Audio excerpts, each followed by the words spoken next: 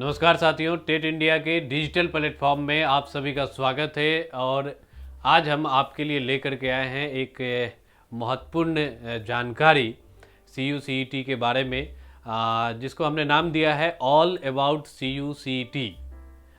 तात्पर्य ये कि अगर आपने अभी तक CUCET के बारे में कुछ नहीं सुना है, कुछ नहीं जानते हैं, तो भी आप आज की वीडियो देखने के पश्चात आप सब कुछ जान जाएंगे CUCET के बारे में। ठीक है। सबसे पहली बात कि किन लोगों के लिए ये वीडियो ज़रूरी है, तो टीचर्स या जो यूनिवर्सिटी में पढ़ाने वाले लोग हैं, जिन लोगों को अभी CUCET के बारे में ज़्यादा कुछ नहीं पता है, उनके लिए भी ये अच्छा रहेगा कि एक बार जो है इस वीडियो को देख लें। और दूसरा, 12th में पढ़ने वाले उन सभी छात्रों के लिए जिन छात्रों को इस साल मई जून में ये पेपर देना है और उसके ज़रिए उनको एडमिशन लेना है हमारे देश की सबसे बेहतरीन यूनिवर्सिटीज़ में, सेंट्रल यूनिवर्सिटीज़ में, उन सभी छात्रों के लिए बहुत ही अच्छा रहेगा अगर आप ये वीडियो देख लेंगे तो ये तो खैर बात हो गई कि किन लोगों के लिए ज़रूरी है। हम बात कर रहे हैं CUCET के बारे में।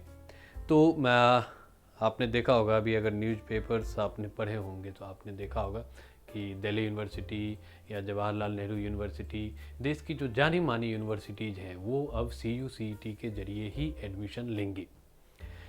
एक तो यहाँ सबसे मार्केबल जो बात है, जो ध्यान रखने वाली बात है कि एक पूरी कोशिश की जा रही है कि जो मार्क्स बेसिस पे एडमिशन हुआ करते थे, उसकी जगह अब एक इंट्रेंस बेसिस पे एडमिशन या एप्टीट्यूड जो है वो बच्चों की हम जाने और उसके ज़रिए हम एडमिशन लें, तो वो ज़्यादा श्रेयस्कर भी है। नहीं तो सारे बच्चे 12th के मार्क्स को लेकर के बहुत ज़्यादा चिंतित भी रहते थे और पूरा फोकस उनका जो है वो 12th के मार्क्स पे होता था।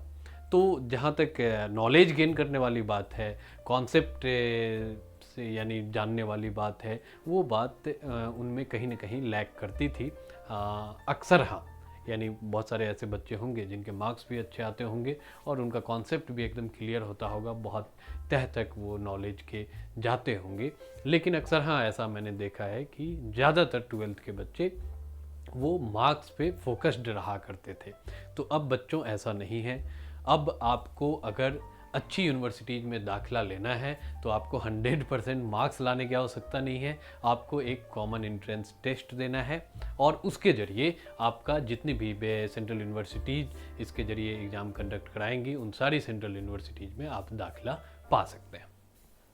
तो आइए आज हम बात करते हैं CUCET के बारे में। CUCET जैसा कि आप देख रहे हैं, CUCET का मतलब है central universities common entrance test. ठीक है। तो सेंट्रल यूनिवर्सिटी जितनी है, अब आपको सबसे पहले आपका जो एक क्वेश्चन आ रहा होगा आपके दिमाग में, वो ये आ रहा होगा कि ये सेंट्रल यूनिवर्सिटीज़ होती क्या है।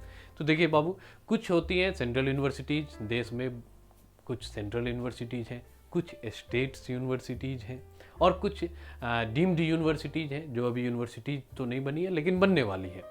ठीक है। तो बहुत सारे प्राइवेट यूनिवर्सिटीज़ या और भी बहुत सारे आप देखते होंगे जो डीम्ड यूनिवर्सिटीज़ हैं। इसके अलावा प्राइवेट यूनिवर्सिटीज़ हैं। ठीक है। तो एक क्लासिफिकेशन है यूनिवर्सिटीज़ का। तो 10+2 के बाद जैसे ही आप दाखिला लेने के लिए हायर स्टडीज़ के लिए किसी एक यूनिवर्सिटी का चयन करते हैं, उस समय मुझे लगता है कि तमाम छात्र जो है ये कोशिश करते होंगे कि अच्छी से अच्छी यूनिवर्सिटीज़ में उनका दाखिला हो सके। और अच्छी से अच्छी यूनिवर्सिटीज़ कौन है, तो सबसे पहले पायदान पर जो आता है वो है हमारी सेंट्रल यूनिवर्सिटीज़, केंद्रीय विश्वविद्यालय। और केंद्रीय विश्वविद्यालय में दाखिला लेने का मतलब ही ये है कि आप अच्छे स्टूडेंट हैं तो आपको अच्छी जगह जाना चाहिए।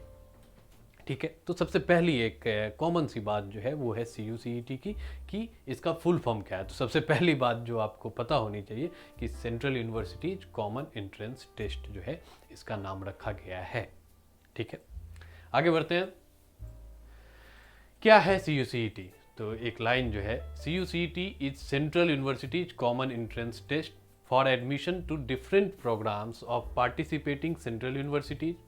It provides a single window opportunity to the students to seek admission in these participating universities or institutes across the country.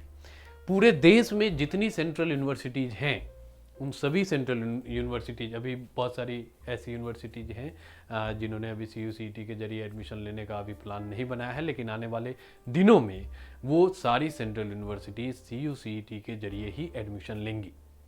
अब पहले क्या होता था कि आपको डिफरेंट यूनिवर्सिटी में एडमिशन पाने के लिए अलग अलग फॉर्म फिलअप करने होते थे, उसके अलग से पैसे देने होते थे, बहुत सारे विंडो पे आपको पैसे खर्च करने पड़ते थे ताकि आप एक बेहतर यूनिवर्सिटी अपने लिए चूज कर सकें।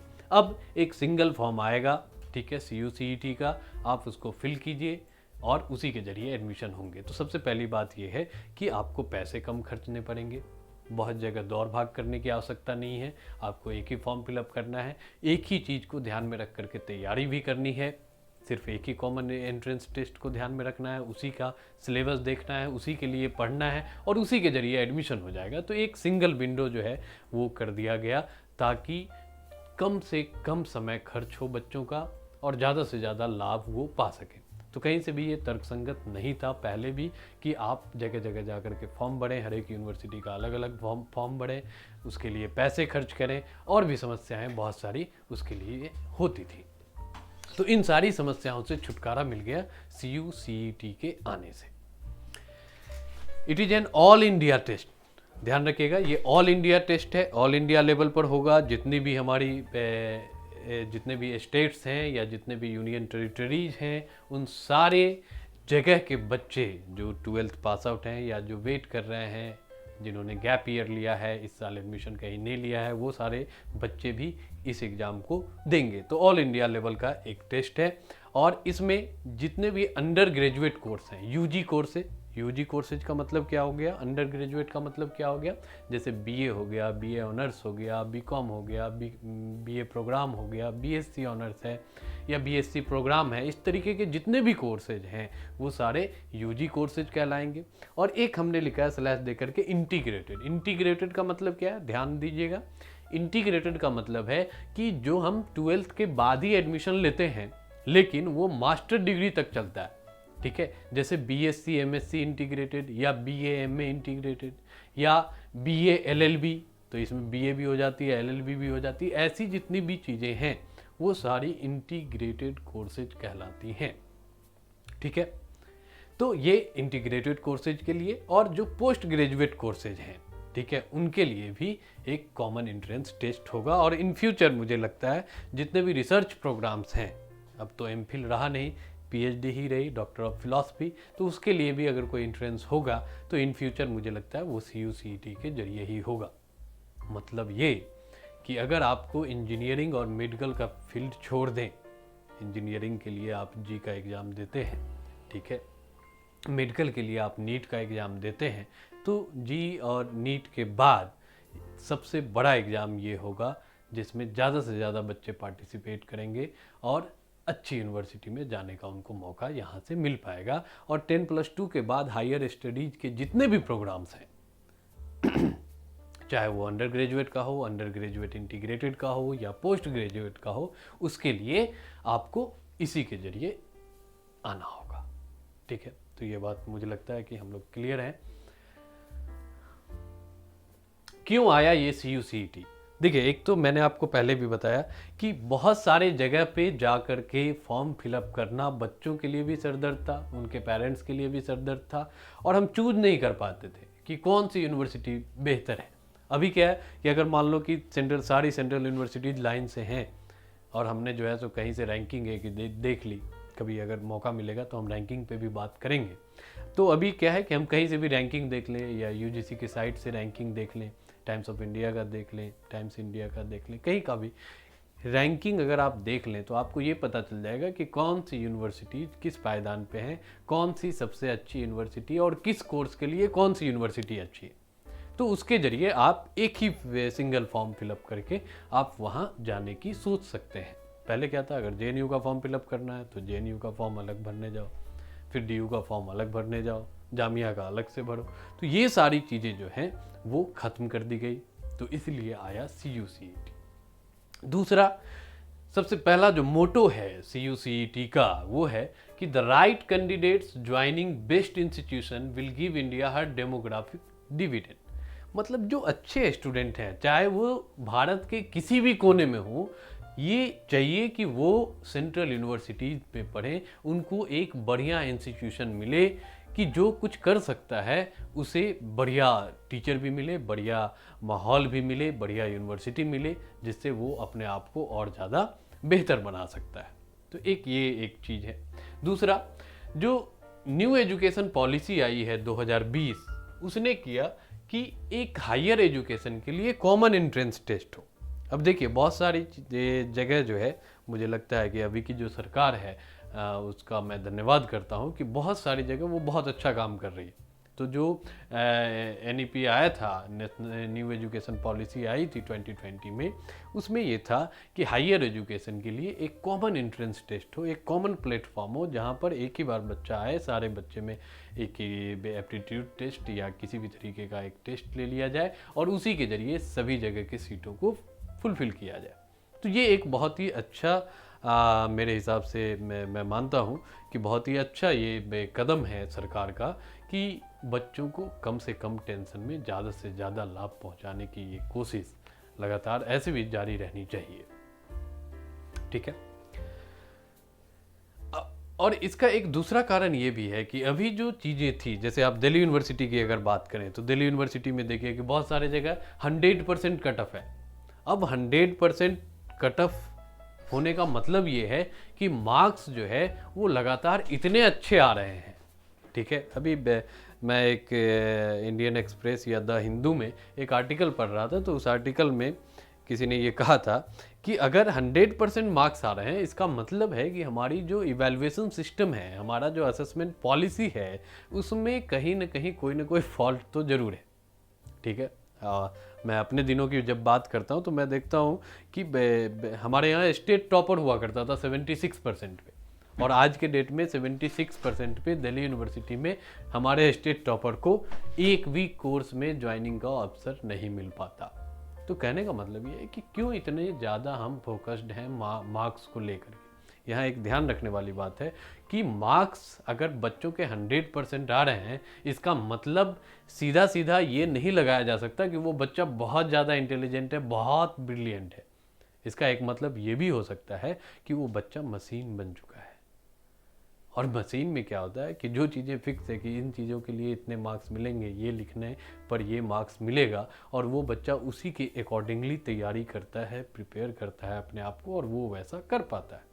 इसका मतलब है कि अब जो है हम अच्छा ह्यूमन बीइंग, या आप कह लीजिए कि एक इंटेलिजेंट जो है स्टूडेंट नहीं बना पा रहे हैं, थिंकर्स नहीं जनरेट कर पा रहे हैं। हम क्या कर रहे हैं, हम एक मशीन बना रहे हैं जो कि नंबर लाने वाला मशीन है, मार्क्स लाने वाला मशीन है। तो मुझे लगता है कि ये CU-CET के आने से कहीं ना कहीं जो मार्क्स बेसिस पे एडमिशन थे और मार्क्स के लिए 12th के बच्चे लगातार मेहनत करते रहते थे, उन बच्चों में एक समझ ये विकसित होगी कि वो सिलेबस को ध्यान से पढ़ें, ताकि उसके बाद जो एंट्रेंस हो उसमें वो बेहतर कर सकें।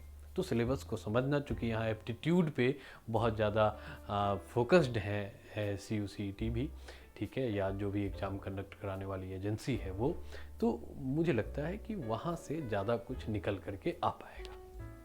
ठीक है।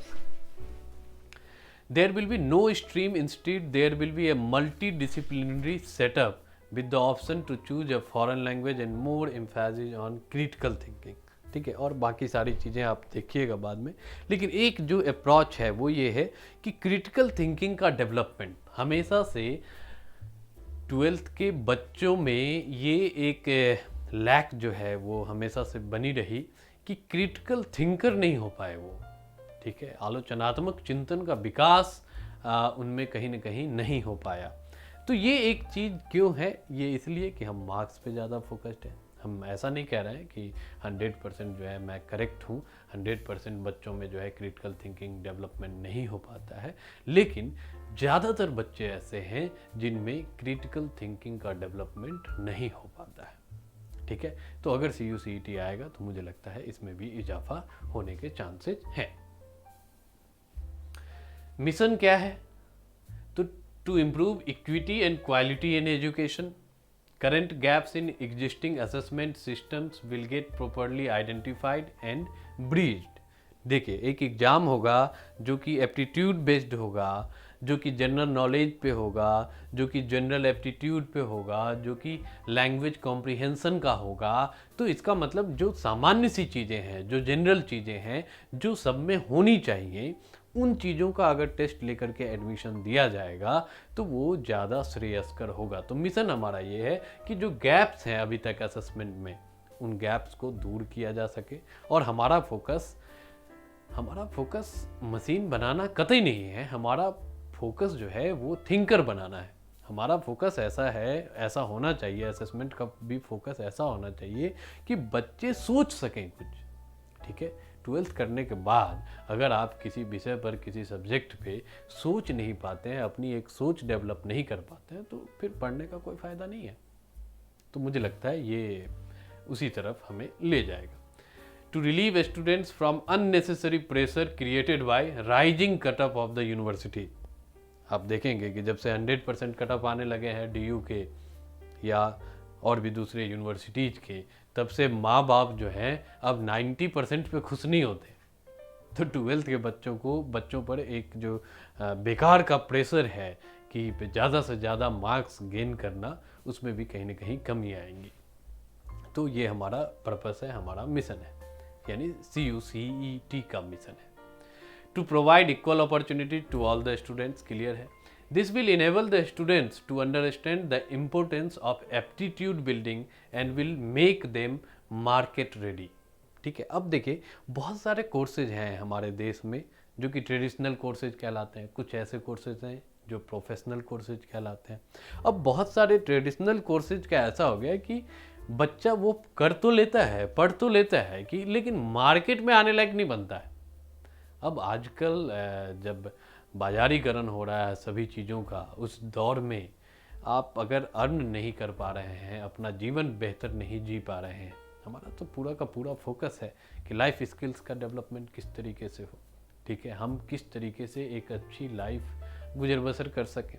तो वैसे केसेस में आप देखेंगे कि हमने जो एप्टीट्यूड बिल्डिंग का जो यानी वो कर रही है CUCET के जरिए, तो एप्टीट्यूड बिल्डिंग जब होगा तो बच्चे भी मार्केट रेडी हो पाएंगे, क्योंकि उनका एप्टीट्यूड उस तरीके का बनेगा, अभिवृत्ति उस तरीके की बनेगी। The quality of students will get in, quality अपने आप बढ़ेगी। अभी क्या है कि सभी जगह के बच्चों को मौका नहीं मिल पा रहा था, अब जब ऑल इंडिया लेवल पे एक टेस्ट होगा तो सभी राज्यों के बच्चों को समान अवसर मिलेगा, और समान अवसर मिलने के बाद क्या होगा कि क्वालिटी निकल करके वहाँ से आएगी और अच्छे स्टूडेंट अच्छी यूनिवर्सिटी में जा पाएंगे। This will aim to give students holistic development, और होलिस्टिक डेवलपमेंट भी होगा, उनका समग्र विकास भी होगा। ठीक है, तो ये मिशन है CUCET का। अब एक बात आती है कि कौन ये एग्ज़ाम कंडक्ट करवाएगा। तो CUCET का जो एग्ज़ाम है वो NTA कंडक्ट करवाएगी। अब NTA क्या है? तो NTA जो है 1860 के सोसाइटी रजिस्ट्रेशन एक्ट के तहत बनी हुई एक स्वायत्त संस्था है, ऑटोनोमस बॉडी है। ठीक है, सरकार की तरफ से बनाई गई है, एक एजेंसी है, नेशनल टेस्टिंग एजेंसी जिसका नाम है, और ये मिनिस्ट्री ऑफ एजुकेशन के अंदर आती है। ठीक है, मिनिस्ट्री ऑफ एजुकेशन मतलब पहले वो ministry of human resource development था, MHRD, अब वो मिनिस्ट्री ऑफ एजुकेशन MOE बना है, और उसी के अंदर एक नेशनल टेस्टिंग एजेंसी है जिसके जरिए CUCET करवाए जाएंगे। अब देखेंगे NTA के जरिए और भी बहुत सारे एग्ज़ाम करवाए जाते रहे हैं, लगातार करवाए जाते हैं। ठीक है, तो ये भी एग्ज़ाम NTA के जरिए ही करवाई जाएगी। 2020 में आपने पुरानी वीडियो अगर देखी होगी कोई, तो 2020 में देखिएगा कि 14 सेंट्रल यूनिवर्सिटीज़ जो है पार्टिसिपेट करी थी, और 4 स्टेट यूनिवर्सिटीज़ ने पार्टिसिपेट किया था CUCET में। 2021 में थोड़ी सी संख्या घट गई, वो भी कोविड-19 के कारण, लेकिन लगभग 12 सेंट्रल यूनिवर्सिटीज़ ने इसके जरिए अपना एडमिशन लिया था। उनके नाम हम आपको सामने स्क्रीन पे दिख रहा होगा। एक है Assam university Silchar, central university of Andhra Pradesh, central university of Gujarat, Haryana, Jammu, Jharkhand, Karnataka और केरला। ठीक है, ये 8 यूनिवर्सिटी, और 4 यूनिवर्सिटी ये हैं, central university of Punjab, central university of Rajasthan, central university of south Bihar and central university of Tamil Nadu. तो ये 12 सेंट्रल यूनिवर्सिटी जो है वो पार्टिसिपेटिंग यूनिवर्सिटीज थी 2021 में। 2021 में 12 सेंट्रल यूनिवर्सिटीज ने पार्टिसिपेट किया था, CUCET के जरिए अपने यहाँ एडमिशन इन्होंने लिया था। और इसके अलावे आप देख सकते हैं कि अब DU का आपने वीडियो अगर देखा होगा तो DU भी ऐड हो गई, ठीक है, और JNU भी ऐड हो जाएगी।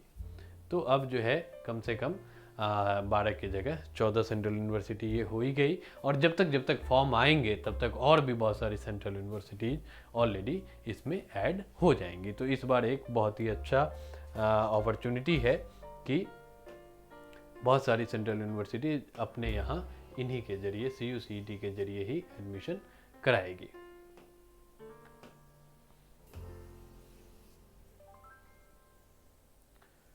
ठीक है, आगे बढ़ते हैं।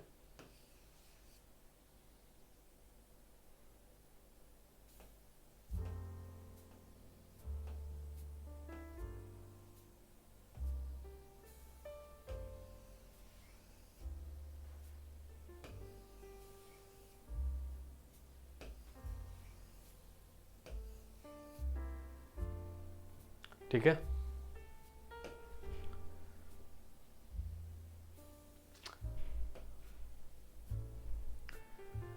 अब हम बात करते हैं मैं टोटल प्रोग्राम की कि कितने प्रोग्राम ऐसे हैं जो UG लेवल के या PG लेवल के हैं जिनके यानी जिनमें एडमिशन CUCET के जरिए लिया जाएगा। तो आप देख सकते हैं यहाँ कि अंडर ग्रेजुएट लेवल, जहाँ अंडर ग्रेजुएट लेवल है उसको आप ये भी मान करके चलिए कि इसके साथ इंटीग्रेटेड ऑलरेडी इंक्लूडेड है। इंटीग्रेटेड का मतलब अभी हमने आपको बताया था कि BSc MSc ये एक इंटीग्रेटेड प्रोग्राम है। 5 सालों के लिए आपको एक यूनिवर्सिटी मिल जाएगी और आप 5 साल में जब पढ़ करके निकलेंगे तो आपको बैचलर की डिग्री भी मिलेगी और मास्टर की डिग्री भी मिलेगी। उसको बोलते हैं इंटीग्रेटेड, इंटीग्रेटेड UGI। ठीक है, तो UG लेवल पे आप देखें कि साइंस स्ट्रीम की लगभग नहीं, अभी तक 33 कोर्सेज के लिए एडमिशन होता है। 33 कोर्सेज के लिए साइंस स्ट्रीम में एडमिशन होता है CUCET के जरिए। और इसका जो क्वेश्चन पेपर होता है वो उसे नाम देते हैं हम UIQP, यानी जो NTA है वो नाम देती है UIQP, under graduate integrated question paper 01। तो इन 33 कोर्सेज में इनमें सारे BSc आ जाते हैं। BSc बॉटनी हो, जूलॉजी हो, मैथमेटिक्स हो, केमिस्ट्री हो, फिजिक्स हो, या तमाम तरीके की जो भी चीज़ें हैं वो सारी आ जाती हैं साइंस स्ट्रीम में। तो साइंस स्ट्रीम की 33 कोर्सेज हैं 33। और UIQP 02 जो है under graduate integrated question paper 02, वो 31 कोर्सेज के लिए एग्ज़ाम कंडक्ट करती है। तो वो ह्यूमैनिटीज़ की है या आर्ट्स स्ट्रीम की है। तो जितने भी BA वगैरह हैं, पॉलिटिकल साइंस हो गया, हिस्ट्री हो गया, सोशियोलॉजी हो गया, साइकोलॉजी हो गया, इस तरीके के जितने भी कोर्सेज हैं उनमें ग्रेजुएशन के लिए ये दूसरा पेपर आपको देना होगा, जिसमें लगभग 31 कोर्सेज हैं, उनमें से आपको सिलेक्ट करना है। हमारी अगले वीडियो जो होगी उसमें हम एक एक करके इस पर भी बात करेंगे कि कौन से कोर्सेज के लिए कौन सा सब्जेक्ट कॉम्बिनेशन होना ज़रूरी है, किस कोर्स के लिए को आप चूज कर सकते हैं। ठीक है, तो हर एक के बारे में हम एक एक करके बात करेंगे अगले वीडियो में। और PG लेवल पर जो कोर्सेज हैं वो 160 कोर्सेज हैं अप्रॉक्स। ठीक है, 160 कोर्सेज मास्टर लेवल के, उसमें जो एडमिशन होगा सेंट्रल यूनिवर्सिटीज़ में वो CUCET के जरिए होगा। तो ये लगभग 64 कोर्सेज हो गए UG लेवल के या UG इंटीग्रेटेड लेवल के, और जो 160 कोर्सेज हैं वो हो गए आपके PG लेवल के। और मोड ऑफ एग्जामिनेशन जो होगा CUCET का वो कंप्यूटर बेस्ड टेस्ट होगा, CBT मोड पे होगा। तो उसको भी आप ध्यान में रख सकते हैं। ठीक है, तो उम्मीद करता हूँ कि आपको आसानी से समझ में आ गई होंगी चीज़ें। ठीक है,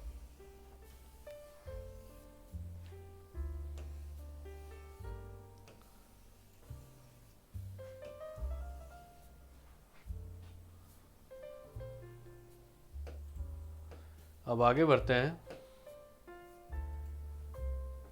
क्वेश्चन पेपर का पैटर्न क्या रहेगा, ठीक है। तो क्वेश्चन पेपर के पैटर्न में आप देख लीजिए कि अभी हमने बात की थी UIQP 1 की।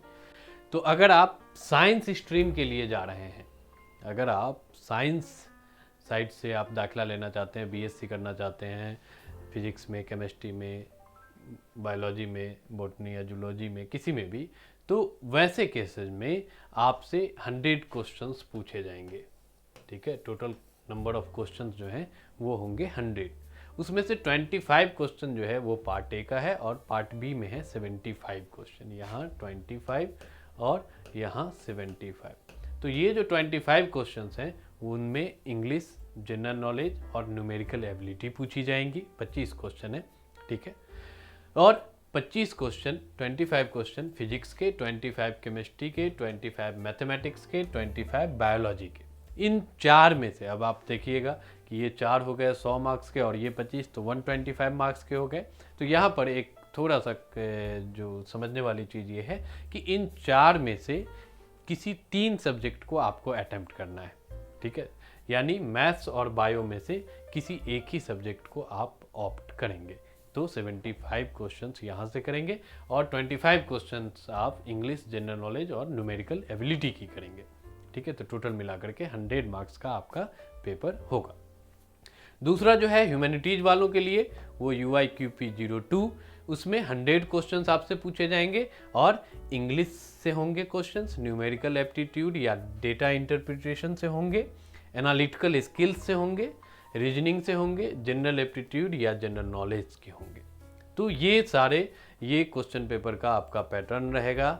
अभी से आपको ये ध्यान में रखना है कि कौन कौन सी चीज़ें आपसे पूछी जाएंगी और ये सारी चीज़ें आपको जाननी ज़रूरी भी हैं, ताकि अगर आप घर पर भी तैयारी कर रहे हैं तो आपको कम से कम सिलेबस पता हो, क्वेश्चन का पैटर्न क्या रहेगा वो पता होना चाहिए, ठीक है।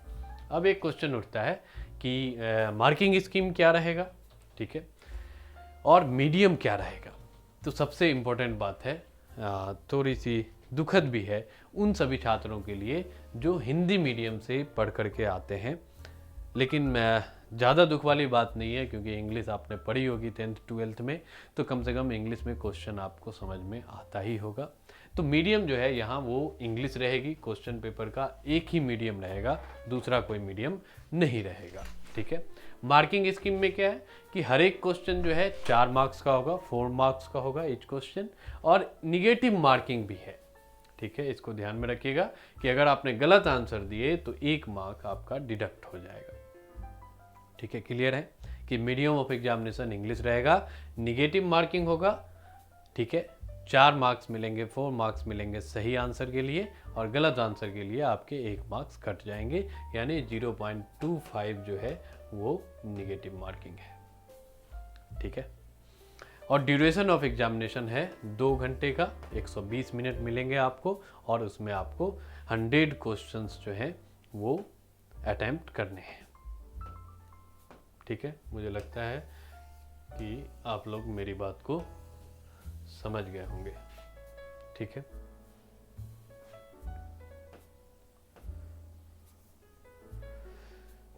तो आज के लिए इतना ही। 2 बातें ध्यान में रखिएगा। टेट इंडिया ने ये CUCET प्रिपरेशन के लिए चैनल शुरू किया है, ठीक है। आपको हर एक चीज़ विश्वसनीयता के साथ, यानी पूरी वैलिडिटी है इसकी कि ये सही बात ही है, ठीक है।